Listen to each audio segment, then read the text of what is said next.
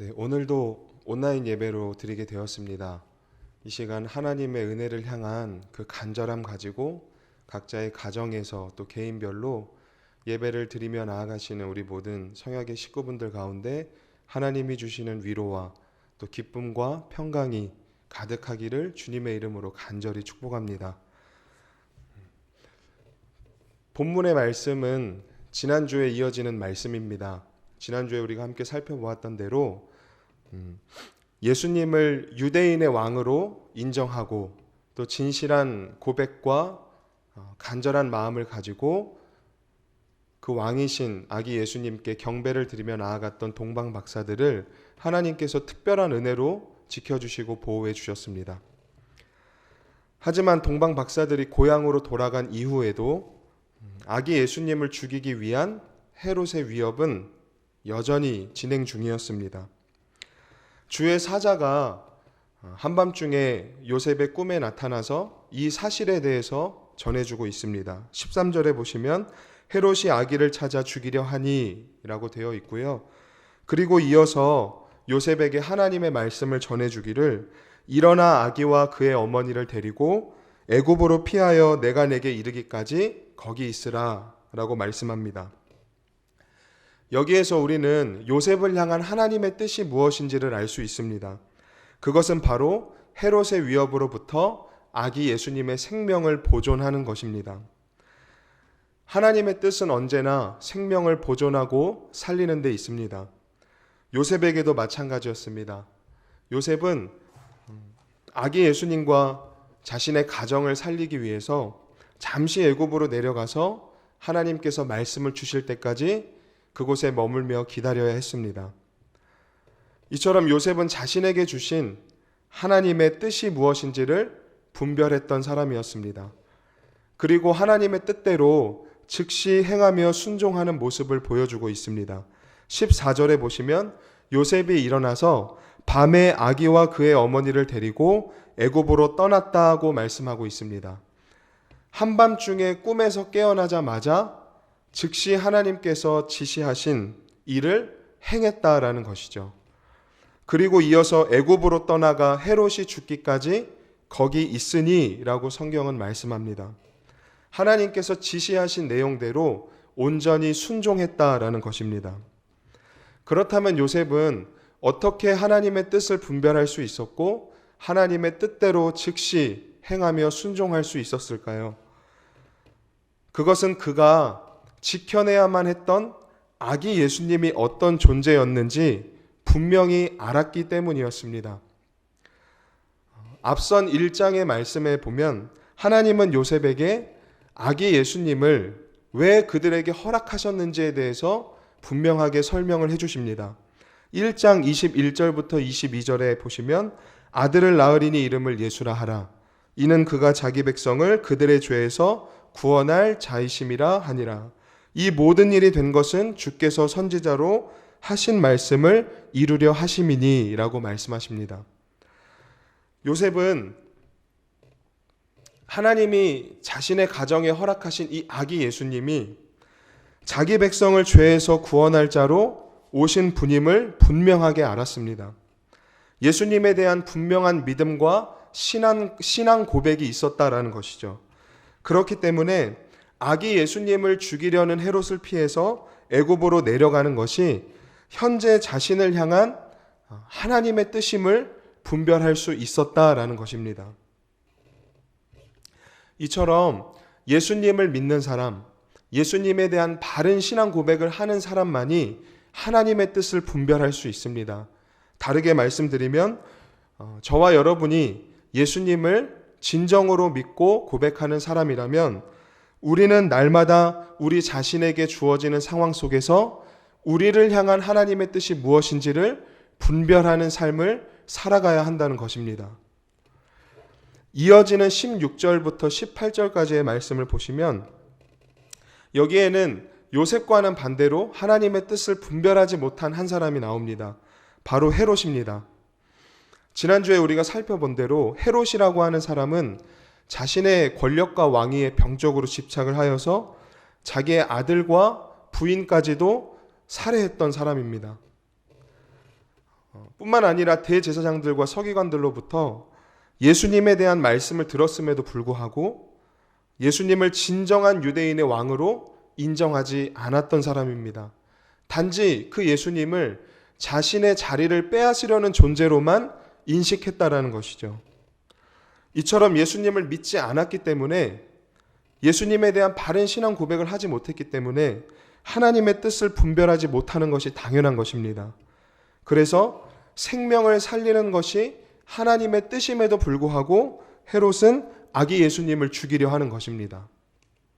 오늘 본문에서도 헤롯은 동방 박사들에게 자신이 속았다라고 생각을 해서 몹시 화가 나 있는 상태입니다. 그래서 베들레헴으로 사람을 보냅니다. 지난주에 동방 박사들에게 별이 나타난 때에 대해서 자세하게 캐물었다라고 말씀을 드렸는데, 그 시점을 기준으로 해서 이제 2살 아래에 있는 모든 산의 아이들을 다 죽였다라는 것이죠. 이것이 무엇을 의미하냐면 무고한 희생자가 생겼다라는 것입니다. 야고보 사도는 이런 말씀을 했습니다. 욕심이 잉태한즉 죄를 낳고 죄가 장성한즉 사망을 낳느니라. 이 말씀에 비추어 보면 자신의 왕위를 빼앗기지 않으려는 헤롯의 욕심이 죄를 낳은 것입니다. 그 죄는 예수님에 대한 말씀을 듣고도 예수님을 믿지 않았던 죄입니다. 그리고 그 죄가 장성하여서 헤롯으로 하여금 하나님의 뜻을 분별하지 못하도록 만들었습니다. 헤롯은 결국 무고한 희생자를 내었고 생명을 살리는 하나님의 뜻과는 대적하는 삶을 살게 되었다라는 것이죠. 여기에서 우리가 알 수 있는 아주 중요한 사실이 있습니다. 우리가 어떠한 삶을 살아가느냐에 따라서 주어지는 결과가 있는데요. 우리가 믿음으로 살든지 믿음으로 살지 못하든지 모두 2가지 결과가 우리에게 주어진다라는 것입니다. 한 가지는 무엇이냐면 자신에게 주어지는 결과이고요. 또 다른 한 가지는 나를 통해서 다른 사람들에게 주어지는 결과입니다. 이것을 우리는 영향력이라고도 합니다. 그런데 우리는 이 영향력에 대해서 쉽게 잊고 살아간다라는 것입니다. 특히 죄에 대한 부분에 있어서 더욱 그렇습니다. 내가 어떠한 죄를 지었을 때 나에게 임할 하나님의 심판에 대한 두려움 때문에 우리는 회개의 자리로 나아가죠. 그런데 상대적으로 다른 사람들에게 미칠 영향력에 대한 두려움 때문에 자신의 죄를 회개한다라든지 아니면 죄를 멀리 한다라든지 이러한 부분에 있어서 우리 모두는 연약함을 가지고 있는 존재다라는 것입니다. 초점이 나에게만 맞춰져 있기 때문에 다른 사람을 생각하거나 위하지 않는다라는 것이죠. 우리가 반드시 기억해야 될 사실은 무엇이냐면 이기적인 마음과 개인적인 욕심은 반드시 죄를 낳는다라는 것입니다. 그 죄가 장성하여서 자신을 사망에 이르게 할 뿐만 아니라 무고한 희생자를 낳는다라는 것이죠. 오늘 그 오전 11시 예배에 설교에서 담임 목사님께서도 말씀하셨습니다. 연구진들의 결과에 따르면 코로나19 바이러스의 시작은 결국 인간들의 욕심에 의해서 무분별하게 자연을 훼손하는 과정에서 일어난 비극이라는 것이죠. 지난주에 잘 아시는 대로 세계보건기구에서 코로나19 바이러스에 대해서 팬데믹을 선언했습니다. 중국에서 시작된 이 바이러스 문제가 한국뿐만이 아니라 이제는 전 세계적으로 급격히 확산되어서 미국, 또 이란, 또 이탈리아를 비롯한 수많은 유럽 국가에 이제 피해자들의 수가 기하급수적으로 늘어났다는 사실을 아마 모두 뉴스를 통해서 접하셨을 것입니다. 인간의 욕심 때문에 많은 사람들이 무고한 희생을 치르고 있다는 사실을 단적으로 보여주는 예이죠. 지금 이 시간에도 무고한 희생자들이 발생하는 원인은 결국 하나님의 뜻대로가 아닌 내 욕심대로 살고자 했던 나의 이기적이고 죄악된 모습 때문에 주어진 결과라는 것입니다. 하나님은 우리에게 세상 속에서 선한 영향력을 끼치며 생명을 보존하고 살리라는 사명을 맡겨주셨는데 내 욕심 때문에 그 사명을 감당하지 못한 결과다라는 것입니다.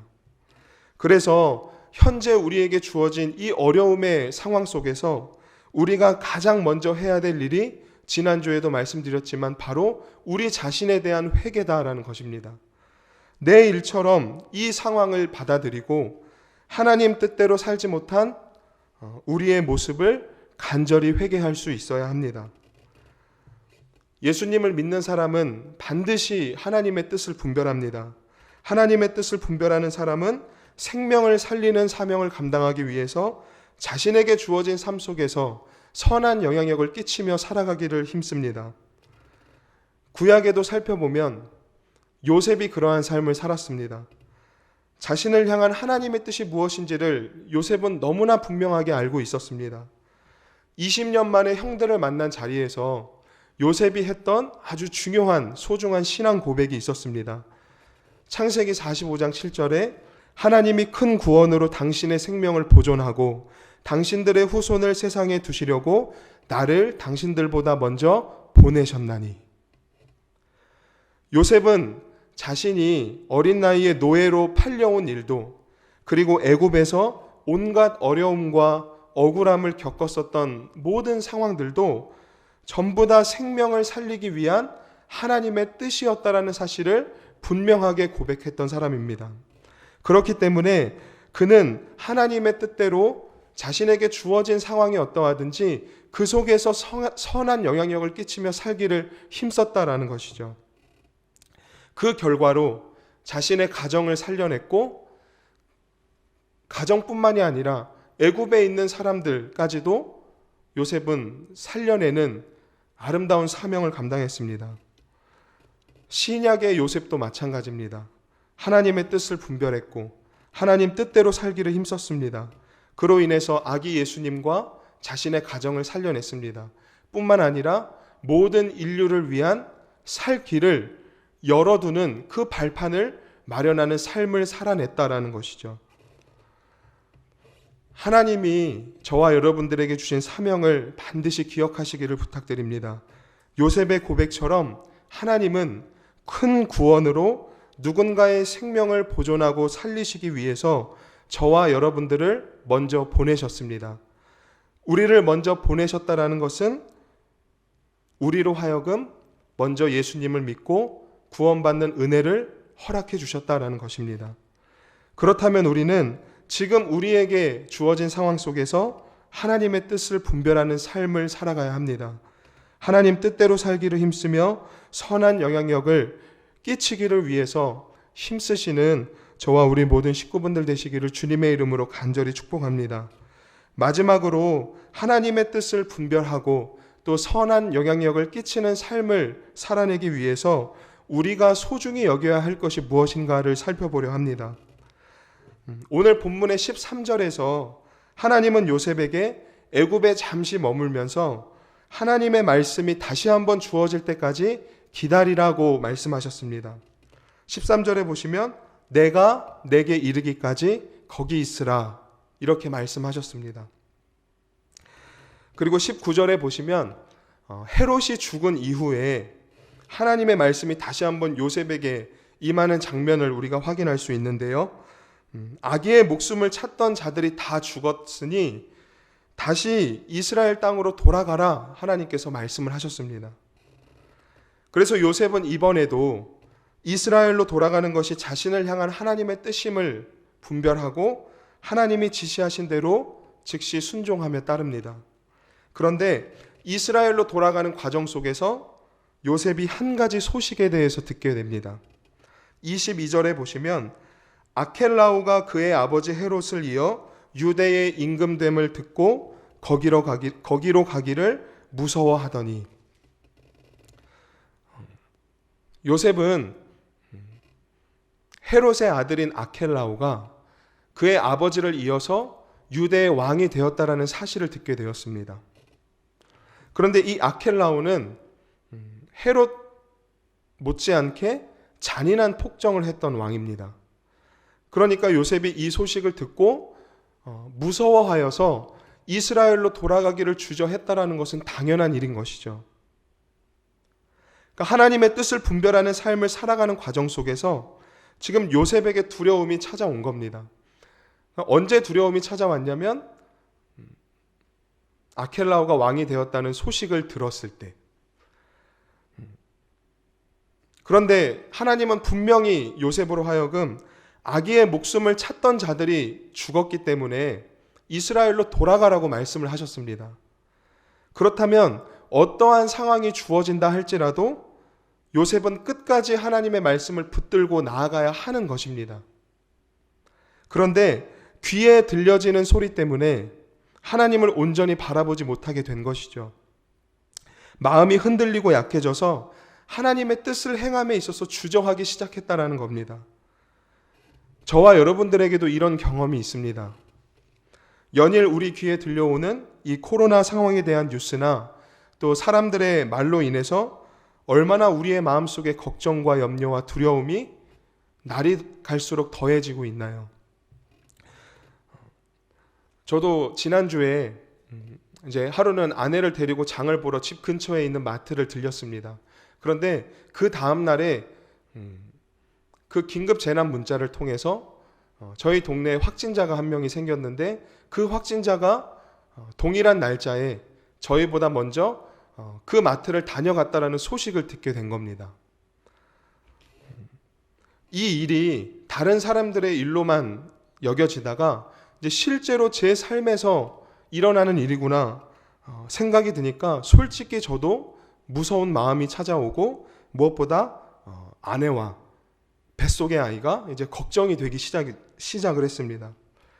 그러니까 하나님이 지켜주신다는 사실보다 코로나 확진자가 다녀갔다는 그 소식이 제 마음속에 더 와닿았다라는 것입니다. 지금 요셉이 그런 상황에 놓여져 있는 겁니다. 그런데 두려움에 주저하고 있는 이 요셉을 하나님께서 어떻게 인도하고 계시나요? 22절에 보시면 꿈의 지시하심을 받아 갈릴리 지방으로 떠나가라고 말씀하고 있습니다. 그러니까 하나님은 이전과 같이 하나님의 말씀으로 요셉의 마음에 확신을 주시면서 요셉의 길을 인도하셨다라는 것입니다. 그리고 이어서 23절에 보시면 마태가 본문의 말씀을 마무리할 때 어떻게 마무리를 하고 있냐면 이는 선지자로 하신 말씀에 나사렛 사람이라 칭하리라 하심을 이루려 함이니라. 이렇게 말하며 본문의 말씀을 마무리하고 있습니다. 그러니까 하나님은 언제나 우리의 믿음이 연약해질 때 말씀으로 다시 한번 힘을 주시고 말씀으로 다시 한번 우리를 붙들어 일으켜 세우심으로 하나님이 계획하시고 뜻하신 일을 반드시 이루어내시는 하나님이시다 라고 말하며 마태가 본문의 말씀을 마치는 것입니다. 요즘에 믿는 사람들 안에서 가장 많이 들려오는 소리가 있습니다. 오늘로써 우리가 이제 3주째 온라인 예배로 드리고 있는데 이 시간이 길어질수록 우리의 신앙이 약해지는 것은 아니냐, 우리의 신앙이 하나님으로부터 점점 멀어져서 우리의 신앙이 죽는 것은 아니냐, 또 유독 세상은 교회에만 더 엄격한 잣대로 이렇게 다가오는데 이러다가 교회가 다 문을 닫고 죽는 것 아니냐, 이런 염려의 소리가 믿는 자들 사이에서 많이 들려지고 또 저도 지난주에 주변 지인들로부터 이러한 소리를 많이 들었습니다. 근데 저도 제 자신과 또 우리 청년들을 좀 생각해 보면 혹시나 주일날 예배를 드리지 않으면 어떻게 하지? 그래서 우리의 마음과 신앙이 약해지면 어떻게 하지? 이 부분에 대해서 걱정이 되는 것이 사실인데요. 그런데 이번 주에 이렇게 연약해지고 흔들리는 제 마음을 하나님께서 다시 한번 붙들어 주시고 일으켜 주신 적이 있었습니다. 언제였냐면 제가 말씀을 읽고 또 말씀을 묵상을 할 때마다 제 마음에 이런 확신을 주셨습니다. 수민아, 귀에 들려지는 그 소식 때문에 걱정이 많을 텐데 나는 절대 너희들의 신앙이 약해지도록 내버려 두지 않아. 나는 절대 교회가 망하도록 내버려 두지 않아. 이 모든 과정들은 다 생명을 회복시키고 살리기 위한 과정일 뿐이야. 그러니 끝까지 나를 믿어라. 이 확신을 말씀을 통해서 계속해서 하나님께서 공급해 주셨습니다. 말씀을 정리하겠습니다. 사랑하는 우리 성약의 모든 식구 여러분, 하나님의 뜻은 생명을 살리는 데 있습니다. 그래서 죽어가는 생명을 반드시 회복시키시고 살리십니다.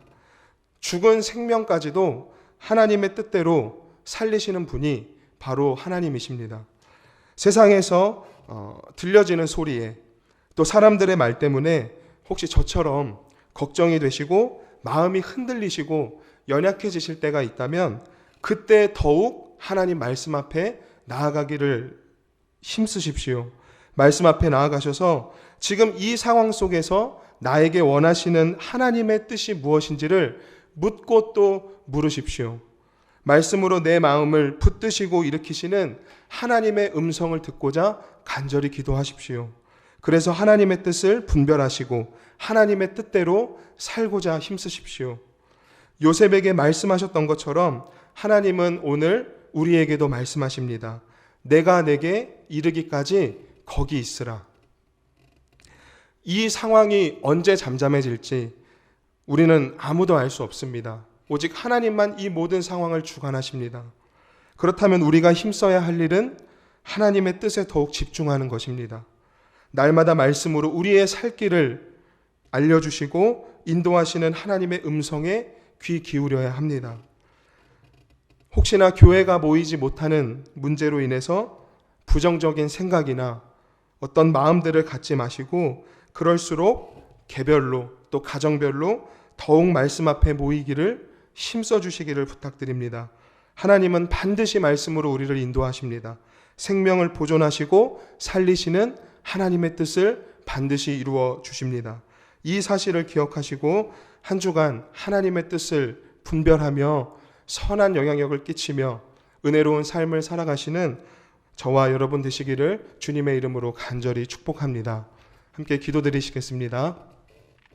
하나님, 오늘 말씀을 통해서 다시 한번 우리에게 주어진 이 어려운 상황 가운데에서 하나님이 우리 각자에게 무엇을 원하시는지 또 하나님의 뜻은 무엇인지를 다시 한번 되돌아보게 하여 주시고 우리의 신앙의 상태를 점검할 수 있도록 귀한 은혜를 더하여 주심에 감사드립니다. 한 주간도 우리가 주신 말씀대로 은혜로운 삶을 살아가기를 간절히 소망합니다. 하나님의 뜻을 분별할 수 있도록 예수님을 믿는 그 믿음을 우리에게 허락해 주시옵소서.